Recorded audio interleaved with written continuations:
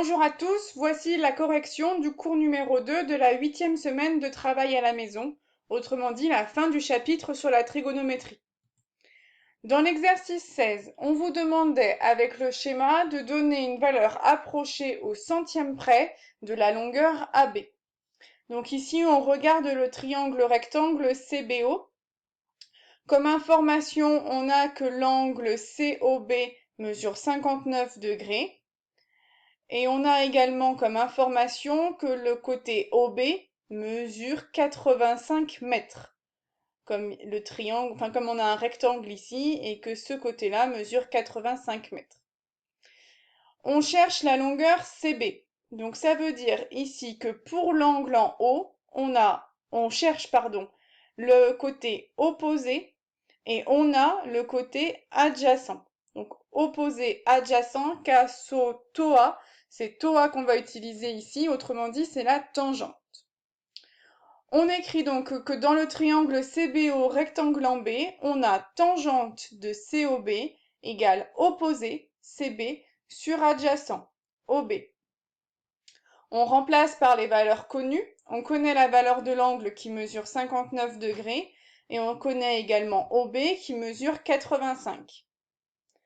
Pour déterminer CB, on fait le produit en croix, donc 85 fois tangente de 59 divisé par 1 qu'on n'écrit pas.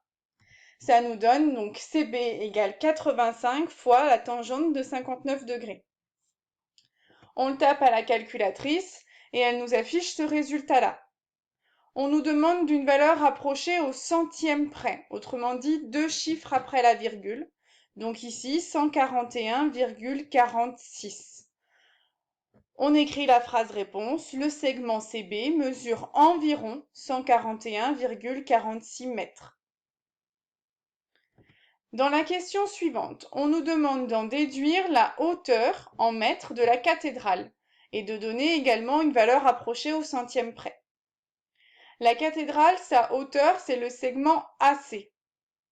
Et on sait que le segment CB mesure environ 141,46 et on sait aussi que le segment AB mesure 1,5 mètre comme on a un rectangle en dessous du triangle rectangle.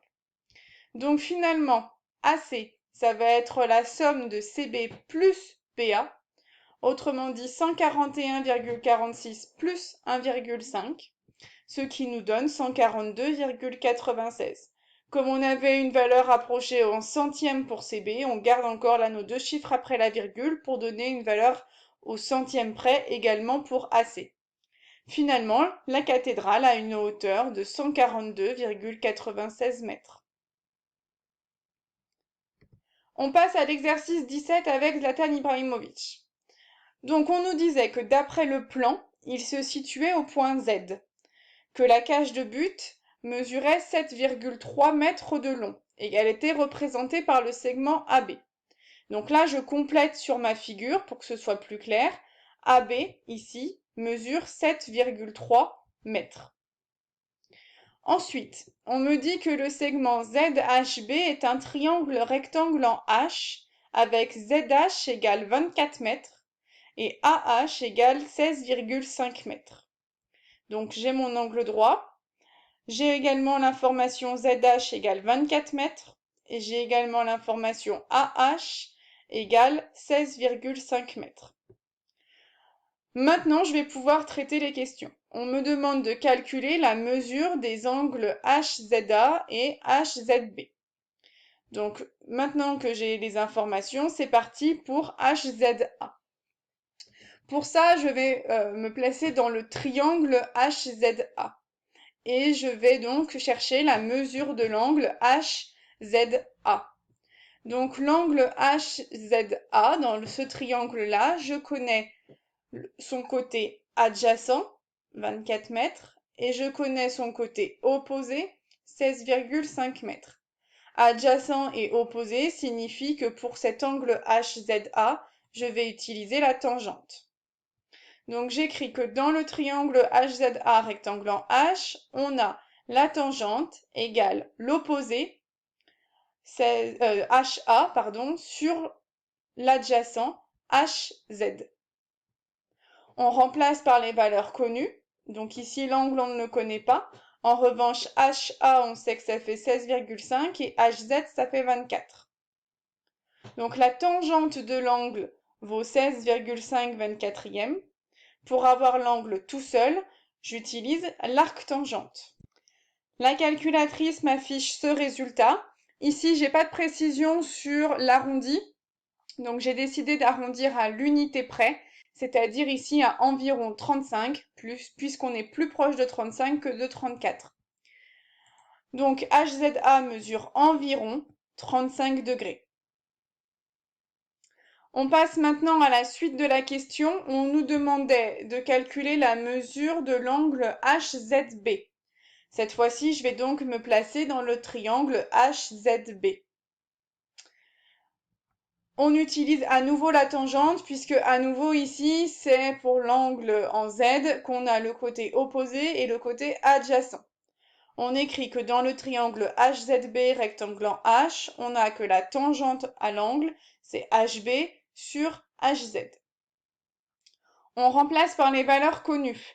Donc ici, HB, il faut faire un petit calcul avant, c'est 16,5 plus 7,3, donc c'est 23,8, et HZ, c'est 24. On n'a que la tangente de l'angle, c'est 23,8 24e, donc l'angle tout seul, c'est l'arc tangente de 23,8 24e. Je le tape à la calculatrice. Comme j'ai mis un arrondi à l'unité près pour la première partie de la question, je vais faire pareil pour la deuxième partie de la question. Et donc là, le 44,7, je vais l'arrondir à 45. Donc HZB mesure environ 45 degrés. On passe enfin à la dernière question où on me demandait la mesure de l'angle de tir AZB. Donc ici, je refais le schéma. On me demande du coup l'angle aigu situé en haut à droite, AZB. Pour que ce soit plus clair, j'ai refait un schéma ici. Dans la question précédente, j'ai montré que l'angle rouge mesurait 35 degrés. Et j'ai également calculé l'angle jaune qui mesurait 45 degrés. Et là, cette fois-ci, on me demande l'angle bleu. Finalement, l'angle bleu, c'est le jaune moins le rouge. Donc en utilisant les questions précédentes, j'ai que l'angle AZB, c'est HZB, le jaune, moins HZA, le rouge. Dans ces cas-là, il ne me reste plus qu'à faire 45 moins 35, ce qui fait 10. Attention, il y a une erreur, c'est 45 moins 35 et non moins 34. Ça fait 10 degrés et donc l'angle de tir de Zlatan Ibrahimovic était d'environ 10 degrés. On passe au dernier exercice, l'exercice sur Lucky Luke, le numéro 18. Pour toucher le chapeau d'Avrel, Lucky Luke va devoir incliner son pistolet avec précision. On suppose que les deux cow-boys se tiennent perpendiculairement au sol et on vous donne les informations suivantes. Avrel mesure 2,13 m. Donc ici, j'ai écrit 2,13 m à côté d'Avrel. La distance du pistolet au sol, PS, mesure 1 m. Donc les pointillés ici sont de 1 m. Donc comme PA est à l'horizontale, on en déduit que AC, le segment AC qui est tracé sur le triangle, ne mesure plus que 1,13 m. C'est Avrel en entier moins le bas d'Avrel. Donc AC mesure 1,13 m. On me donne également dans l'énoncé la distance du pistolet à Avrel, donc PA égale 6 mètres. Et on me dit que le triangle PAC est rectangle en A et c'était codé sur la figure. On me demande de calculer l'angle d'inclinaison APC, formé par la trajectoire de la balle et l'horizontale.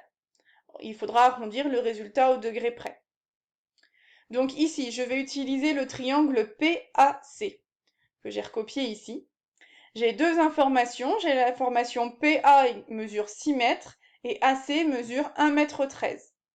Je cherche l'angle en P. L'angle en P, donc du coup, je connais son côté opposé et son côté adjacent. Je vais donc utiliser la tangente. Tangente, toi, toa. Tangente, c'est l'opposé sur l'adjacent. Donc j'écris que dans le triangle APC rectangle en P, on n'a que la tangente, c'est l'opposé AC sur l'adjacent AP. Je remplace par les valeurs connues. L'angle, je ne le connais pas, c'est ce que je cherche. AC, c'est 1,13 et AP, c'est 6. Je connais maintenant la tangente de l'angle APC. Pour avoir l'angle APC tout seul, j'utilise l'arc-tangente de 1,13 sur 6. Je le tape à la calculatrice et voici ce qu'elle affiche. On me demande d'arrondir le résultat au degré près. Donc ici, 10,6 sera plus proche de 11 que de 10.